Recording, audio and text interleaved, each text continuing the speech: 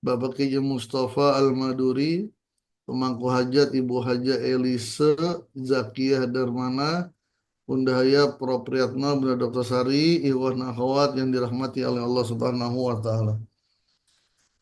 Ibnu Athaillah As-Sakandari menuliskan dalam kitab Hikam Athaillah, Bismillahirrahmanirrahim, la tarhal min kaunin ila kaunin fatakuna kahimarir raha yasiru wal makanu alladhi irtahala ilaihi huwa alladhi irtahala minhu walakin irhal minal aqwani ilal mukawwini wa inna ila rabbikal muntaha. La tarhal min kaunin ila kaunin.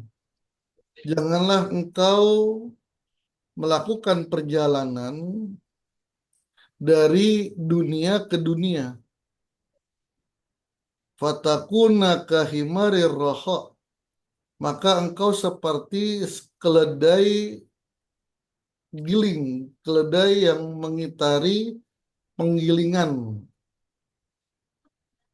Yasiru wal makanu alladhi irtahala ilaihi huwallazi irtahala minhu.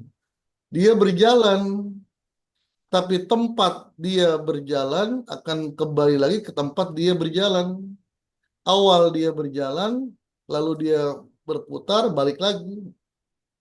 Kalau bahasa guru kita, seperti orang tawaf aja, muter-muter di situ. Kalau tujuannya dunia. Jadi, janganlah segala sesuatu orientasinya duniawi. Tapi rubahlah melakukan sesuatu untuk menaikkan makom derajat di hadapan Allah Subhanahu wa taala. Menjadi orang yang lebih baik di hadapan Allah. Bukan berarti dunia tidak penting, penting. Dalam thariqah itu tidak meninggalkan dunia, tapi bagaimana menaklukkan dunia. Bagaimana tidak mengejar dunia, tapi dunia yang mengejar dirinya. Maka jadikan segala sesuatu itu ilahi anta maksudi waridoka matlubi. Dalam sebuah hadis ada orang yang secara zohirnya bekerja dunia, ngantor, di bank, bisnis, tapi di hadapan Allah merupakan amalannya amalan akhirat. Apa yang membedakan niatnya, orientasinya? Maka eh, Syekh Abdul Qadir Al-Jilani yang mengatakan dia sampai kepada Allah bil karomi, karena karom. Apa dijelaskan dalam kitab Kifayatul Atqiya adalah orang yang bekerja lalu hasilnya itu diniatkan untuk bisa bersedekah. Itulah yang dikatakan oleh guru agung kita, cari duit yang banyak dan niatkan untuk bisa bersedekah. Itu menuju Allah. Kalau sudah seperti itu, yakin dunia akan ikut kepadanya. Tapi kalau orientasinya dunia saja, melakukan ini, dunia, melakukan ini, dunia, melakukan ini agar dapat uang, melakukan ini agar dapat uang, ya di situ-situ aja muternya, gitu. Di situ-situ aja, gitu. Tapi kalau sudah dia melakukan sesuatu pekerjaan, niatnya biar diangkat derajatnya oleh Allah. Maka walakin irhal minal akwani ilal mukawini. Lakukan perjalanan dari dunia menuju Allah. Niatkan semuanya menuju Allah lillahi ta'ala gitu. Inilah yang sering kita baca ilahi anta maksudi waridoka matlubi atini mahabbataka wa ma'rifata. Dan inilah yang diajarkan oleh guru agung kita, melakukan sesuatu zikir hobinya jangan dilepas agar perbuatan itu membawa kita kepada makom yang mulia di sisi Allah.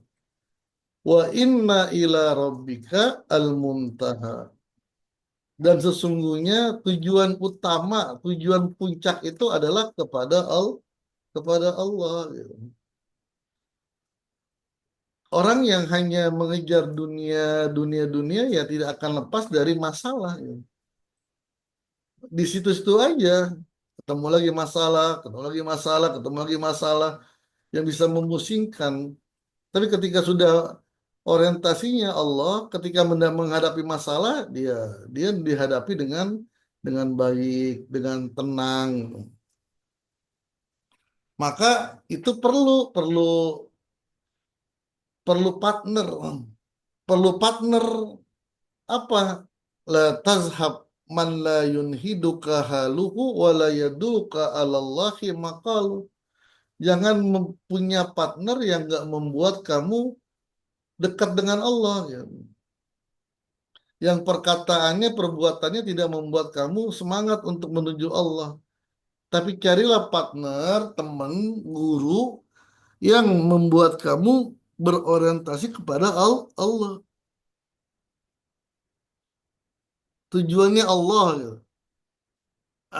Dan dalam kitab Sirul Asrar dikatakan ilmu itu ilmu. Syekh Abdul Qadir memulai pembahasannya dengan kemuliaan ilmu. Dan puncaknya ilmu adalah ketika dia meyakinkan la ilaha illallah Muhammadur Rasulullah. Itu puncaknya dan meyakinkan seyakin-yakinnya dan merasakan eh, tidak ada kekuatan selain kekuatan Allah. Tidak ada kenikmatan selain kenikmatan bersama dengan Allah. Kenapa bisa seperti itu? Kenapa harus memilih teman yang benar-benar membawa kita kepada Allah? Karena kita terkadang tertipu oleh setan. Rubbama kunta musian fa'arokal isana minka. Terkadang kita jelek, gitu, buruk lah. Tapi karena kita melihat sesuatu dari sisi orang lain yang lebih rendah, merasa diri kita mulia, gitu. Maka Ikhwan sudah sebenarnya sudah seperti ini permainannya, gitu. Udah udah fokus dengan pembenahan hati, gitu.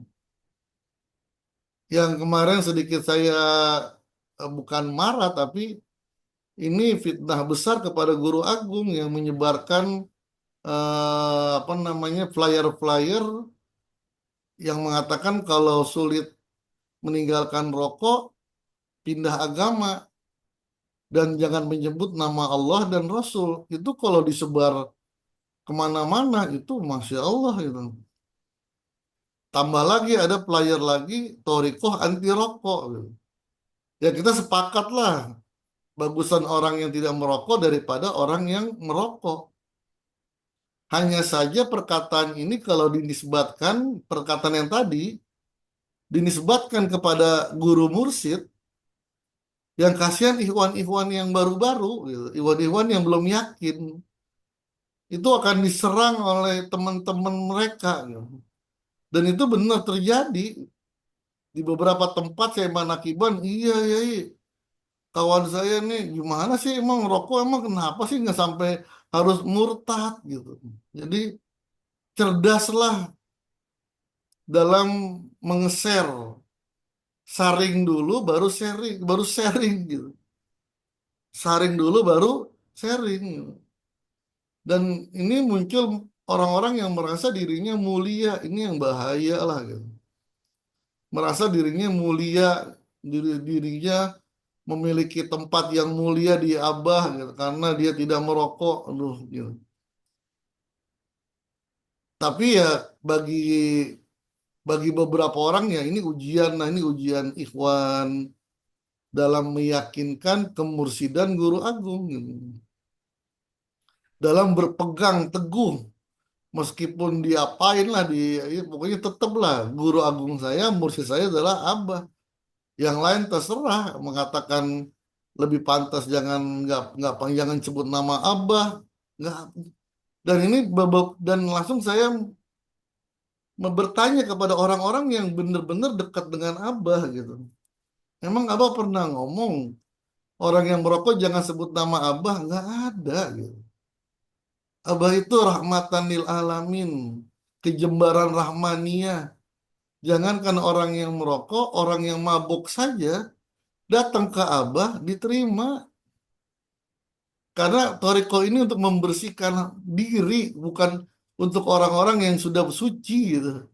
Toriko ini untuk orang-orang yang kotor yang ingin mensucikan dirinya. Toriko ini untuk orang-orang bodoh yang ingin memintarkan otaknya, gitu.